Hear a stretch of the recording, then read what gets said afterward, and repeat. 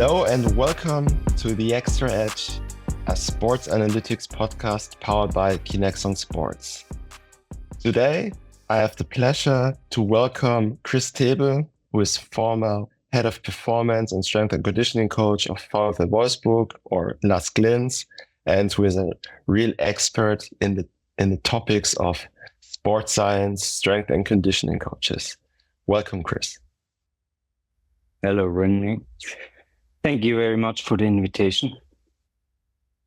Yeah, it's a pleasure to have you here. The topic around this podcast is talking about performance tracking systems, talking about generating data, creating insights, and translating them into actionable insights so that everyone can work with the data and get the best out of it.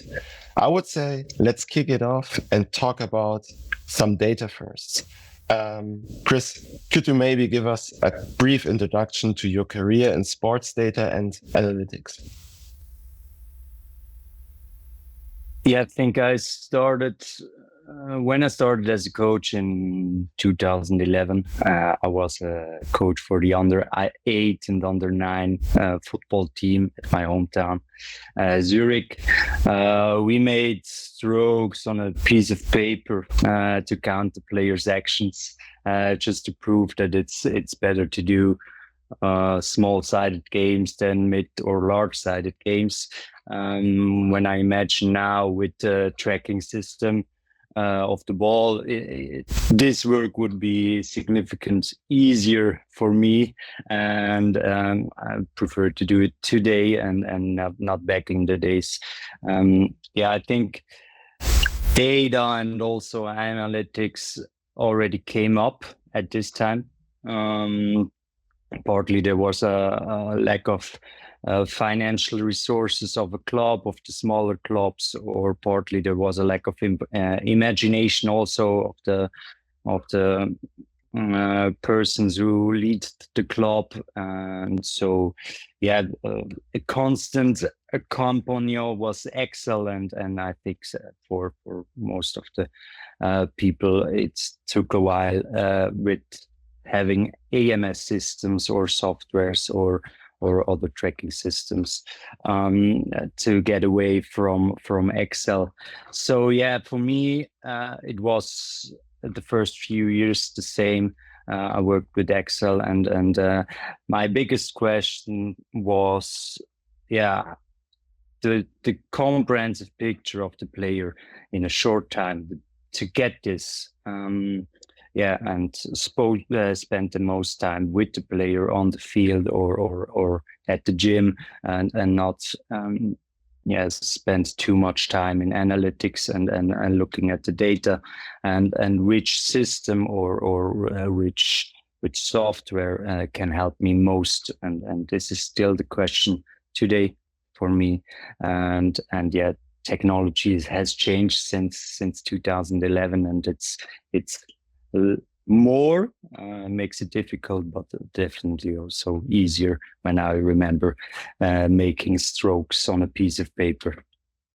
Yeah, I can totally understand that, and I think it's kind of also the fun part, and maybe also the mandatory part to make such experience, like getting a piece of paper, making notes on it, like manual observation. I think this is how everyone started, at least when I think back during the days of my studies. It was also one of the tasks our professor has given us back in the days, to get a piece of paper, make some manual notes, and make a manual observation and see how accurate everything is, how reliable it is. And once you have understood this, you can go back and get some automatization and create maybe insights and work with technology. But I mean, you mentioned it already, everything is developing over the course of the time. New technology is arising here and there. But from your personal perspective, how did your career evolve over the course of the time? And what inspired you also to focus a bit more on the analytical parts of your job?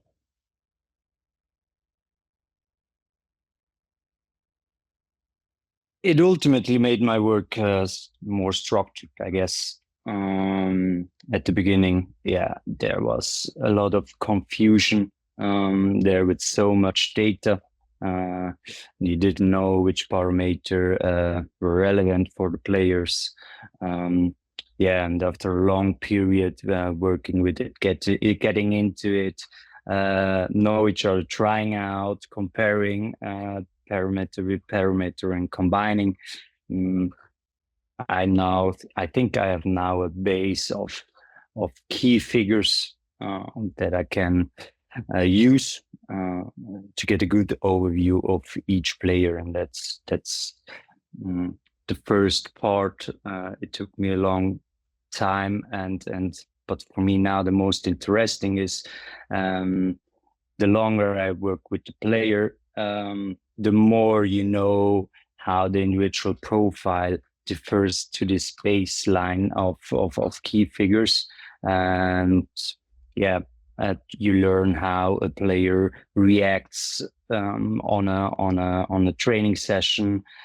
For example, you planned a sprint session, and okay, this player's because of his individual program, his calves are gonna react most after this training, already during this training, for example. And there you can really work individual with the player, and before the training, during the training, and especially also after the training, giving him guidelines for effective regeneration program. So I think this is the point for me where it gets highly interesting, and this is why I love doing analytics, looking at the data, because it's giving me a more individual picture of the player, and I can work with him. I can go to the gym, prepare him.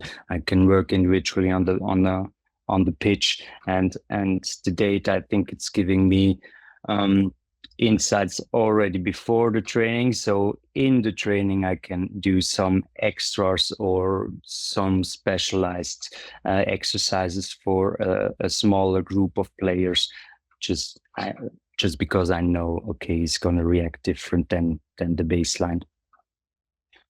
It's super interesting what you're mentioning. I think there are several pieces to it. So I think we have one piece with what you mentioned also in the introduction. It's like spending more time with the athletes. So technology can be supportive to allow that. It's on the other side also making the players better on a daily basis for sure, but also to understand how they react to certain drills, practices, so that you can also interact and give a better guidance. So I think this is super interesting. But maybe before we go a bit deeper also in such topics, also how to use data during a live session, or maybe going into new directions, I would love to also get some insights and thoughts on how a process of integrating a tracking system could look like. I know we know since years, and we've been in touch a few years ago, and I think it took a while until we finally made it to install our systems and equip all the players at VfL Wolfsburg. But I would love to hear you, and I think the audience would also be interested in that. How was the process for you back in the days, and what were maybe some of the most important pieces to make a decision to say we are going with KINEXON instead of any other provider? Yeah, at Wolfsburg, the situation was like this. We used Polar Team Pro system, so we didn't have GPS at this moment, and we were looking for a new tracking system. And in addition to all other providers with GPS, there was KINEXON with the LPS system, and just having the idea as accurate data to have as possible motivated us to work, or to just in the beginning to speak with you and the other guys from KINEXON. Then it came down to the daily routine, I asked myself, okay, how can other providers and KINEXON can help me in my daily routines? And yeah, there was, with the same question as I mentioned before, to have more time with the players on the pitch or at the gym, and with some features KINEXON had at this time, which any other provider had. For us or for me, it was the answer. Okay, I want to work with KINEXON because they can do automatically reports directly after the training. So, for example, we had a head coach. He came in to the bureau after the training directly. He wanted to get insights from the training from the video analyst and also from the strength and conditioning coach. And for me, it was important to work with the player at the same time. And so with this automatic report, it was really easy to give him just a guidance. Okay, we did this at this training, and he had his thoughts or his feelings, and he wanted to have improvement from the video analyst and from the strength and conditioning coach. And this was a big point for me. And the second point was to have this overview and goal setting possibility, which any other provider had at this time, just to work or just to get in conversation with the head coach during the training about players or about individual exercises, having a great overview during the training, and just knowing, okay, on which player I have to pay attention. It made it a lot easier for me just to get a real quick report during the training with the head coach, getting in touch with him, because he was obviously he has other thoughts or thinkings at this moment. And yeah, you have to be precise at this moment and giving him the advice in one sentence and not the dialogue over 5 minutes. And these 2 points, KINEXON were for us in front of all the other providers. So it was clear for us. Try to work with you. That sounds great. And I think maybe to underline those 2 points, right? I mean, repeated it, I would say already 2 or 3 times, that saving time, having automated processes so that you can focus more on the players and generate easier insights is something which is and was key during this time. But maybe apart from such advantages, what kind of challenges do you see in the usability of working with data and technology? Because I would assume not everything is perfectly working all the time, and there are also more stakeholders within a team which deal with data. So what kind of challenges did you see and experience over the period of time? For me, the biggest challenge is you have a set of data, and more or many people work with it or have to work with it. And I don't think the system or the software is the problem. It's the biggest challenge is the people who work with it.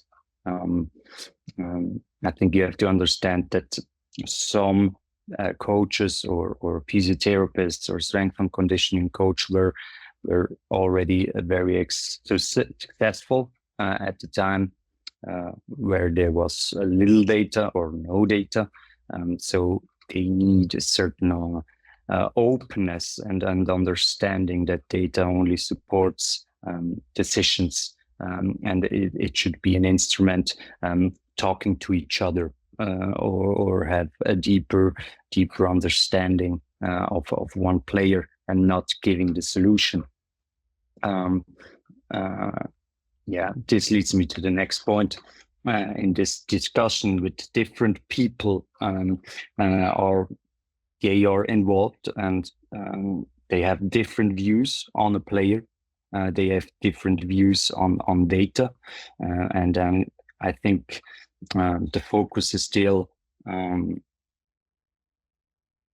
there's too much data than communication, and I think everybody has to understand. Okay, we focus on our key figures, discuss about it, and then having this discussion with everybody who has to be involved, and just speaking about the player and not about was it good, is the data good or is it bad, it didn't work out for some reason. Just speaking over a player, and having a good decision for the player, with the collected data, with the feelings of a coach, with the feelings of a physiotherapist, and to make the player better every day. Yeah, I think that's pretty interesting to hear, right? I mean, maybe one puzzle piece there is making sense of the data tsunami, right? So getting insights out of the waste amount of data you're collecting. And the other piece is still the feeling, the experience of coaches who are working and dealing with the players, so that you can really focus on what matters the most currently. And then I think there are so many synergies to it that it has to go hand in hand. But it's super interesting to hear those challenges, and maybe by sticking to the point of generating data, moving on to creating more insights. From your perspective, of the past years and the amount of data you have collected and the different coaches and analysts you have worked together, what significant insights or patterns have you discovered throughout your analysis over those years? For me, in the last couple of years, it showed that, or I believe that, a continuity in an amount of intensity of training's load, it just gives or leads to a greater resilience among the players, and especially numbers of sprint meters and HSR meters, or high-speed running meters in a training week. I want the player should reach or should achieve match day -4, match day -3 when there is one game in a week. That's nothing new, that's nothing special, but for me, as I said, as I mentioned, continuity, it's highly important. And when you imagine that the player, a head coach in football has an average tenure of 9 months, this continuity becomes highly important in a club, not especially for the coach, but everybody knows that after a change of a head coach, there's a different playing style. There's always something new. The player didn't play it before, are more motivated, giving a little bit more. So the intensity in the training session is higher than before. And there's a high risk of injuries. So you need this parameters, these key figures for me, sprinting and high speed running, just to measure and control the players not getting injured in this first week of a coach, because it's for everybody. It's not good. The player wants to show him or show the coach he's there. He wants to play from the beginning, and when he's getting injured, there's a problem for him, and also of course for the club. When some important players getting injured, they have to think about doing more transfers. That's money. And so for me, in a world as football where continuity is not how do I say, not always that important, because there's a lot of changes of players, of coaches, of staff members. There are, for me as a strength and conditioning coach, so some easy key figures like these two, where I want to control and also give feedback to the head coach. Yeah, I think it's super interesting what you're mentioning, and I think we agree that we cannot change the mindset and the sports landscape. So we will always see stuff coming and going, head coaches being fired, being hired. But I think the continuity in terms of measuring data, providing feedback to players is key. But as I mentioned, we cannot change the one part, but what we can change, at least also speaking from the provider perspective, is how we can set up the future in terms of analytics, technology, variables. And I mean, you already mentioned many topics, like what were advantages, what is important to you, what kind of metrics like speed, high-speed running are you using? You also mentioned some of the challenges in terms of communication, in terms of always collecting data, making sense of the data in the right way. But what is still missing from your perspective currently in the landscape of sports data analytics? Or what would be your wish, your ideal scenario looking forward? Bringing all this data together in a easy way. I think that's the most important, but also the most difficult part. We have so many different technologies, softwares. We measure player with it. Bringing these together, making sense, making the right decision out of it, or just having the right discussion with all the staff members with it. This, I think, is the most important. And I heard a really interesting phrase from Dr. Matthias Colozzi, working at Borussia Dortmund at this moment. His wish was giving a fingerprint to the player. That shows as accurately as possible which internal factors are currently playing a role for this individual person, but also take external factors, of course, into the account. With the player having to do 10 different tests every day can't be the solution.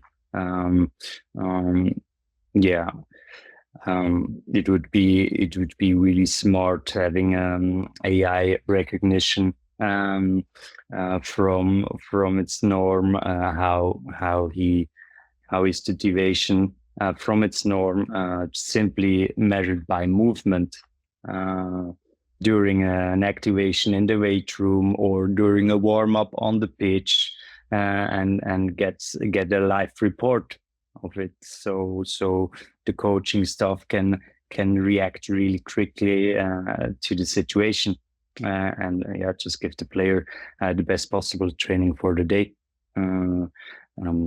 That's also means that having centralized all, as I said to the beginning, have all available player data and no longer work in individual silos, like medical silo, like athletic silo, like scouting silo, feelings of the head coach.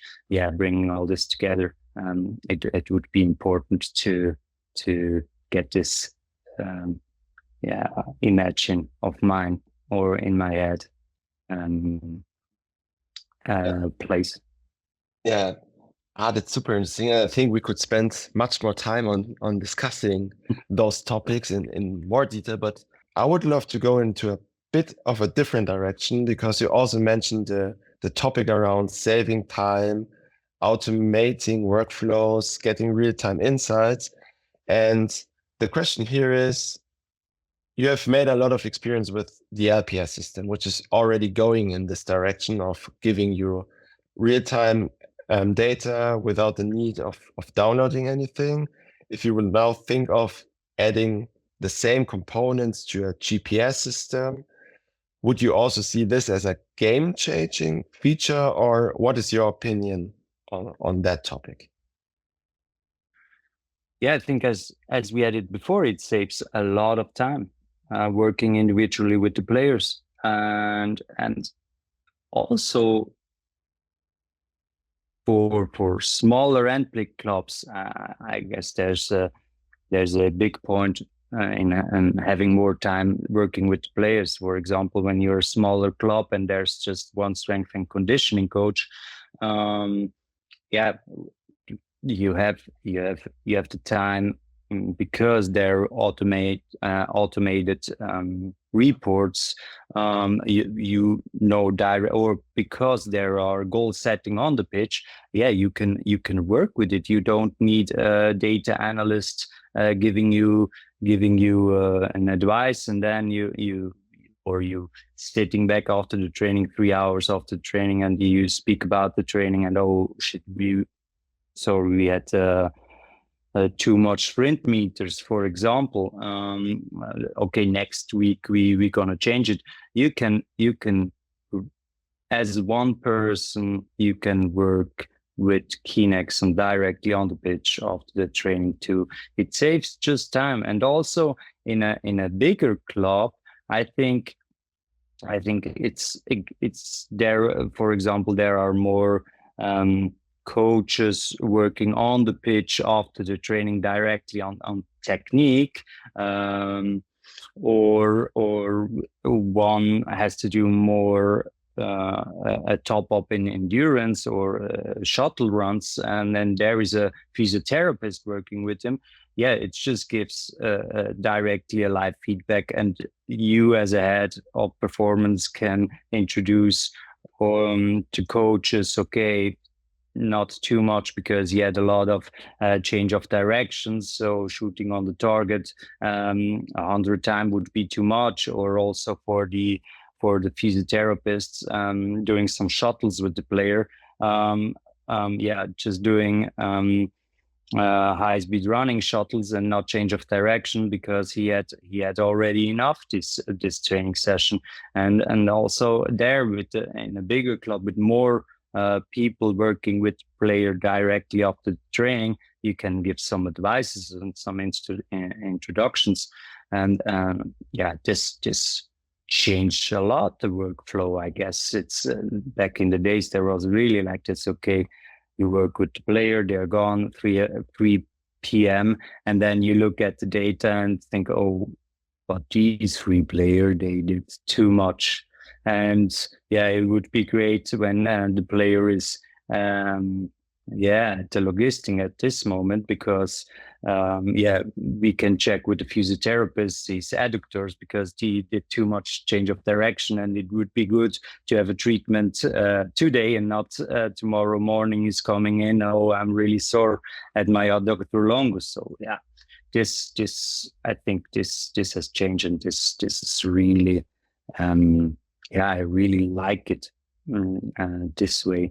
And I think the next game changer you talked about, I think what comes next few years, and I think bring a big change in the athletic sector, when tracking system calculates an actual state from training data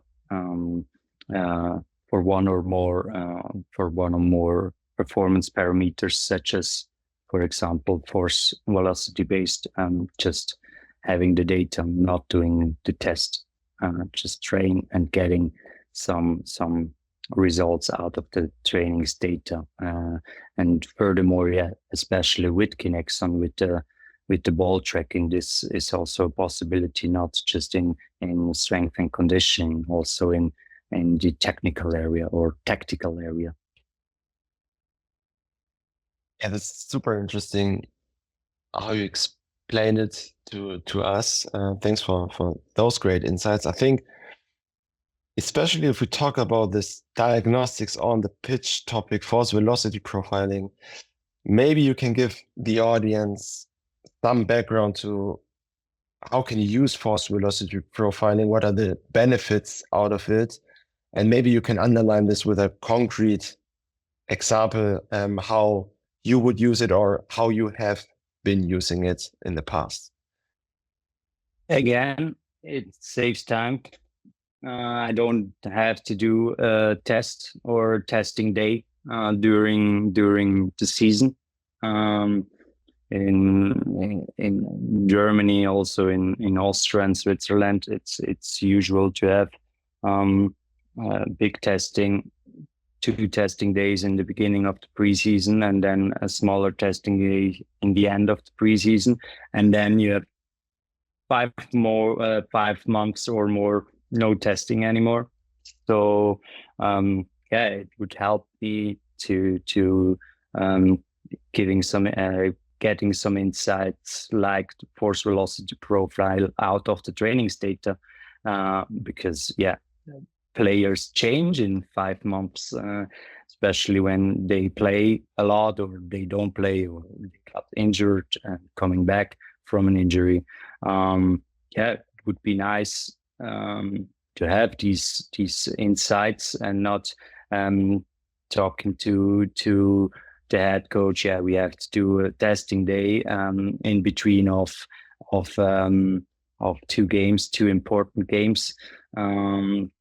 Yeah, just not spending a time on the pitch, having a team training and going into testing days. Yeah, most of the head coaches would say no, we don't do it. Yeah, this would give me the opportunity, or this gave me the opportunity at Wolfsburg to work individual in a team training.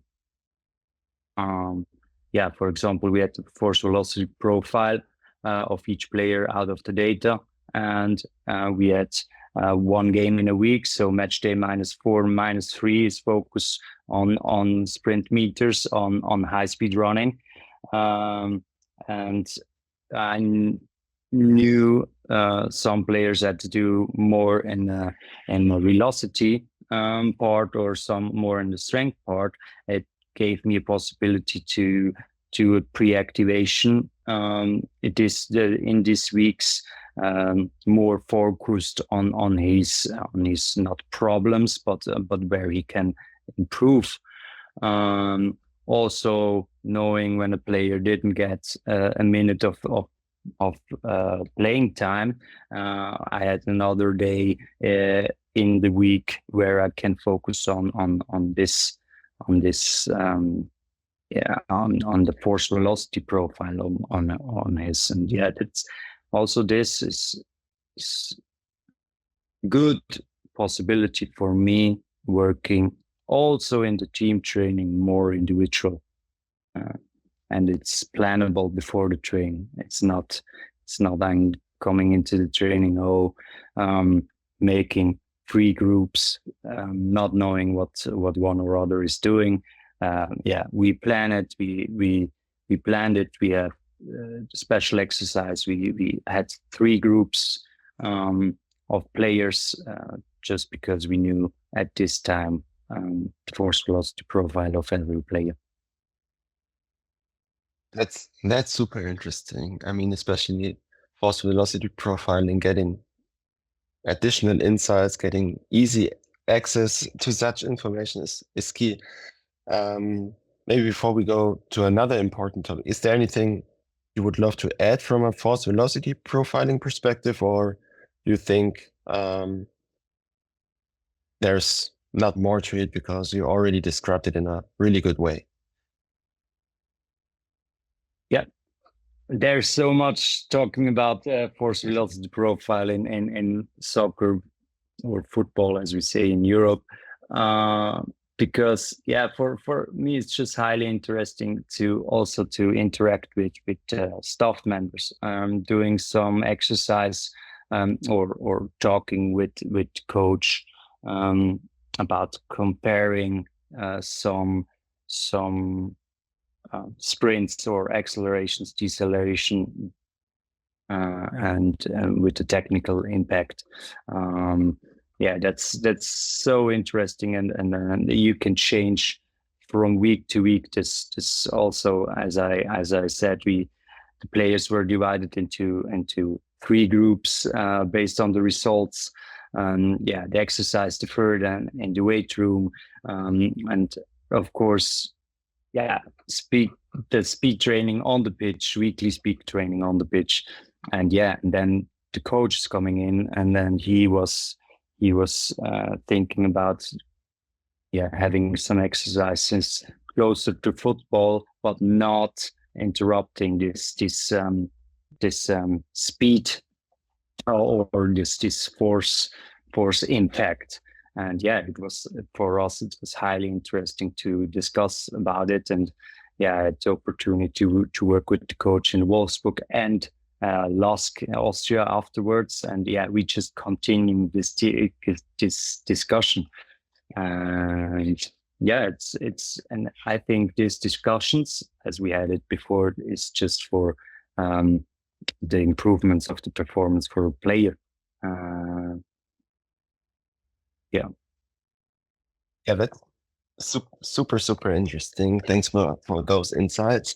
I mean, you mentioned also a very important topic quite often now. I mean, saving time again is one of the key topics, but improving the player's performance is, at the end of the day, part of the job description of a head of performance or strength and conditioning coach, right? So my question there is, we also now talked about LPS data, GPS data, then you have match data, then you have national team data. So you mentioned it also earlier during the course of our podcast, that bringing together data sources is one key aspect, and which is also something where room for improvement is still there. So my question is more, how do you see the comparability of those different systems, and how should teams approach the different data sources or integrating the different data sources into their daily usage?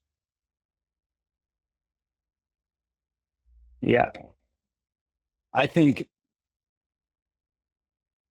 everybody should ask himself which is the smoothest way to get this data from everywhere. Speaking about spoke about training data, match data, or also data during a national break when the players playing with the national team. How do you get this data and bring it all together? Individual training, rehab training. It's always the same. You should have one solution, and you should have an overview of every data from everywhere. And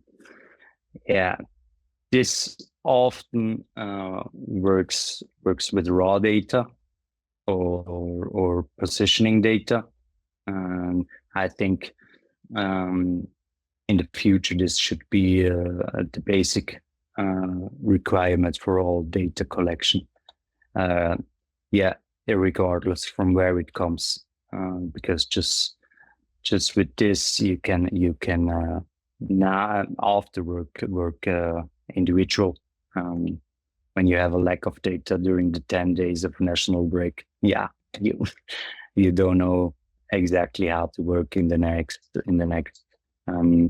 14 days. You see the minutes, how many minutes you played in these 2 or 3 games.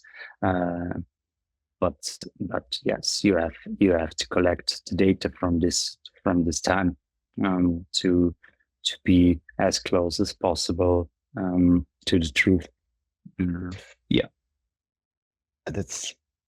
I think there's not much to add. Maybe just I would love to take the chance to do some advertising for us as a company, because I think there's really one topic where I'm very proud of what we have achieved so far. I think if we're not only talking about football, which is definitely key today by having you with us on the podcast, but we are also having great partners and customers in the area of hockey, basketball, American football, so handball. I think all the different sports have this common issue of bringing various data sources together. Can be based on match data coming from optical tracking systems, maybe coming from national team where you have different providers. And I think one key aspect, again, which I'm very proud of, is the data processing part plays a crucial role within KINEXON.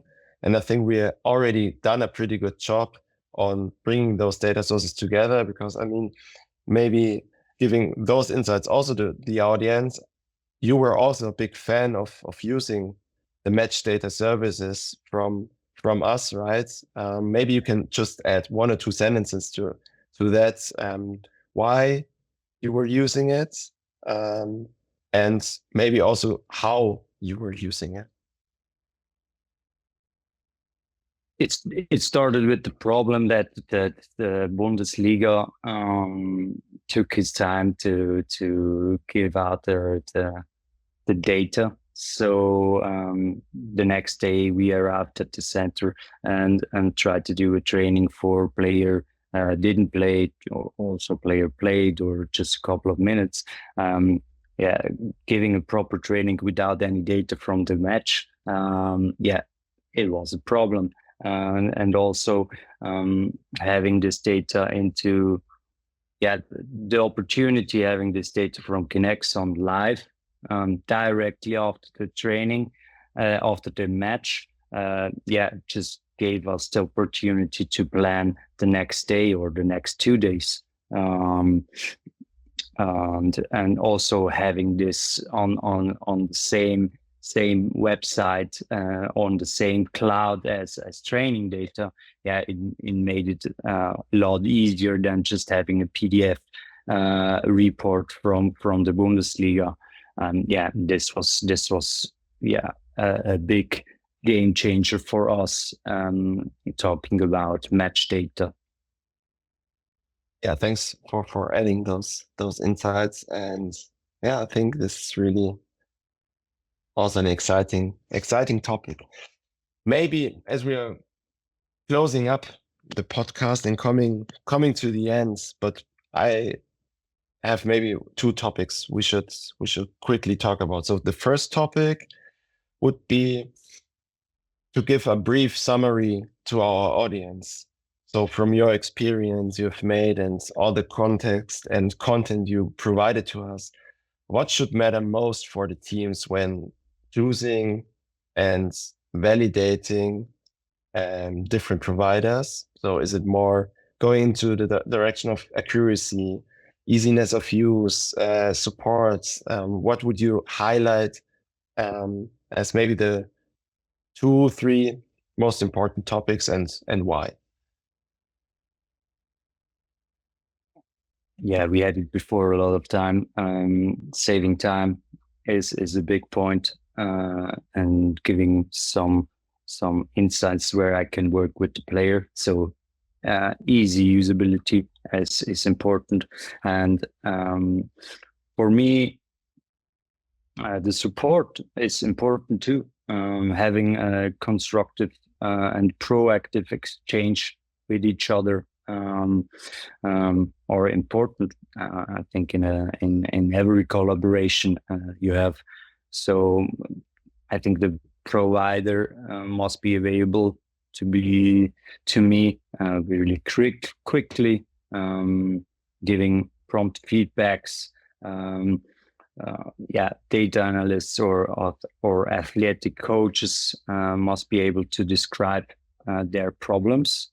So from the club side, so the support understands the words. So from this side, from the provider side, it should be a person at the support which understands the sport. So the club or the strength and conditioning coach or the head coach, he can speak in his language. That should be important. And lately I've often heard that the term a data translator. I think that would fit quite good in this position. And secondly, I think a regular conversation between customer and provider is important. Club and provider. What are current problems in your process? What are latest trends on a scientific level? That can be mapped using data or something else. It's just this conversation has to we have to have this conversation to get improvement. Customers. I think the provider have to understand that the customer, they are often so absorbed in their work, in his own process or in their own process, that they hardly have time to think outside of the box. So it can be really, really helpful if a provider proactively comes up with new ideas or with problems other clubs had, and just ask, hey, do you have the same problem? Because sometimes I fixed one problem in my way, but it could be a lot easier. It could be fixed a lot easier. So it took me this way took me 10 times longer or 10 minutes longer than the other way. So just speak about it with the customer proactively. It could help a lot, because especially when you have two games in a week with a lot of traveling, you don't think about improving some softwares. Yeah, nothing to add from my side. Thanks for sharing also those insights. Maybe wrapping up the podcast with some closing thoughts. Also, hopefully important thoughts for the audience and the next generation of strength and conditioning and coaches, athletic coaches. What advice would you give to young professionals who are also interested in pursuing a career in sports data and analytics?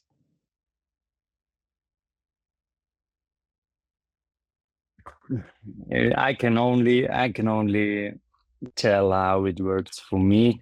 I think during my studies, I was involved in children football, as I said before. That was my introduction. I did an internship in Germany for my studies and worked for 5 months for no money. Even graduating, I started a part-time job and was able to slowly increase my workload. It was important for me to get to know the processes in football, in a football club too, at coaching stuff. For a few years without having too much responsibility.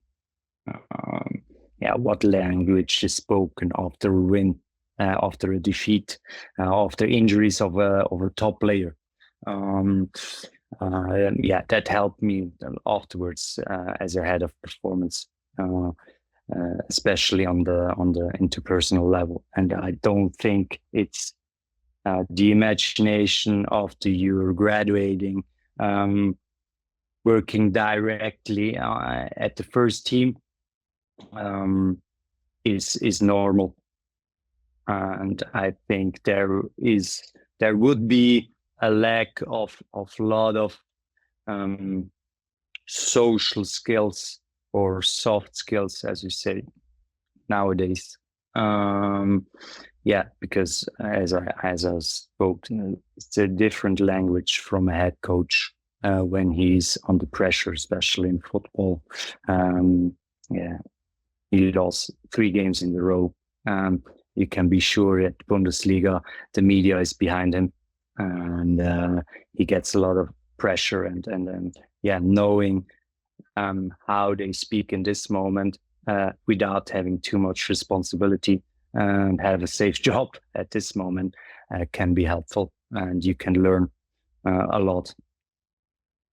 Yeah, definitely. And I think I would underline the point of learning. I think you need to learn a lot because during studies you will not learn how the real life out there looks like. So you need to do internships. Hopefully it's not always the case that you have to do it without earning something, but unfortunately it's still the regular normal thing here and there in clubs.